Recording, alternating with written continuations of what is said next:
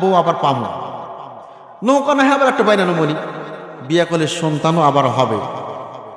তো লোকটা বলতেছে তার সব ঠিকই আছে। তাহলে তো সব ঠিকই আছে, তাহলে এখানে বসে আছো কেন? তখন বলতেছে যে ভাই, ঘটনাটা হলো কি,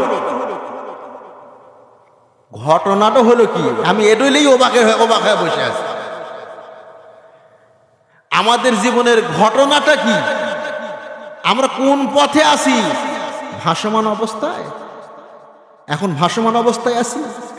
আল্লাহ রসুলের মত পথের আসি নাকি ভাসমান অবস্থার মধ্যে আসি? আমরা তো বলেছি প্রথম অবস্থায় আপনাদের জিজ্ঞেস করেছিলাম, এই জমিনটা আপনারা স্বীকার করেছেন, এর মধ্যে কিছু আলোচনা আসবে ইনশাআল্লাহ।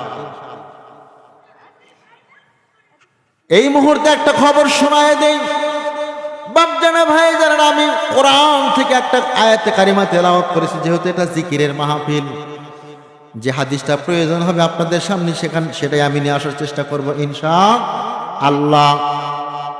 আমি বলেছিলাম ফাযকুরুনি আযকুরুকুম ওয়াশকুরুনি ওয়ালা তাকফুরুন। আল্লাহ তাআলা বলেছেন, বান্দা তুমি আমাদেরকে স্মরণ করো আর আমিও তোমাদেরকে স্মরণ করব।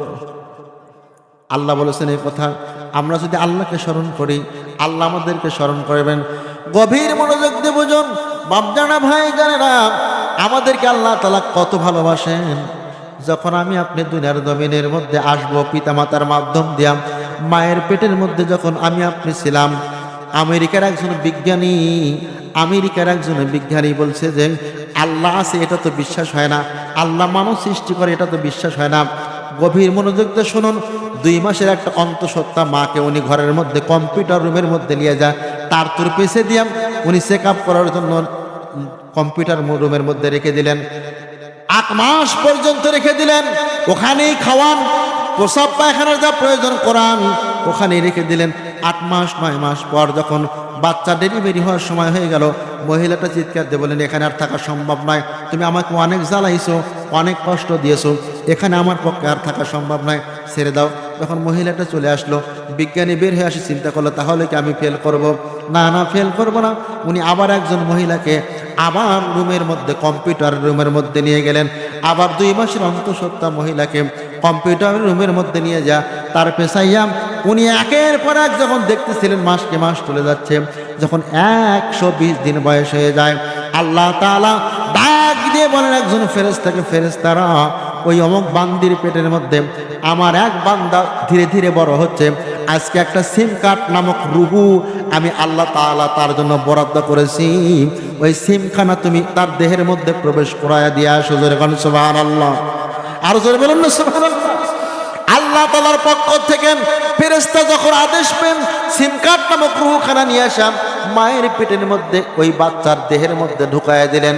মায়ের পেটের মধ্যে ওই ছোট্ট সন্তান, ছোট শিশুটার সঙ্গে সঙ্গে দমরা মুছে নামাজের যেমন আমরা হালত হয়ে যাই, নামাজে যেমন সেজদা দিই, তেমন মায়ের পেটের মধ্যে আমি আপনি কিন্তু বাঁকা অবস্থায় ছিলাম। কথা ঠিক না ঠিক?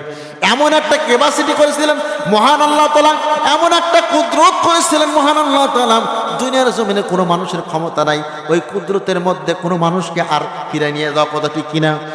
মহান আল্লাহ তাআলা ওই সিম কার্ড নামক রুহখানা যখন সন্তানের দেহের মধ্যে প্রবেশ করালেন, ওই দেহের মধ্যে দেওয়ার সঙ্গে সঙ্গে সন্তানটা 1 মাস 20 দিন বয়স সঙ্গে সঙ্গে মায়ের পেটের মধ্যে সেজদায় দিলেন।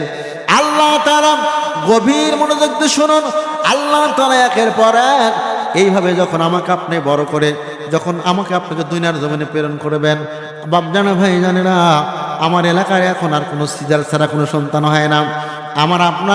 আমরা 7টা ভাই বোন, আমার মার কোনো সিজার নাই। আমার দাদা দাদিরা, আমার দাদির সন্তান আদি অনেক বুড়া, কোনো সিজার নাই।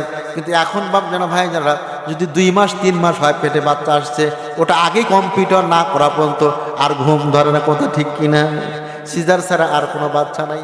বাপজানা ভাই জানেরা, আমার আল্লাহ হলেন বড় সিজারকারী, আমার আল্লাহ হচ্ছে সবচেয়ে উত্তম কৌশলী।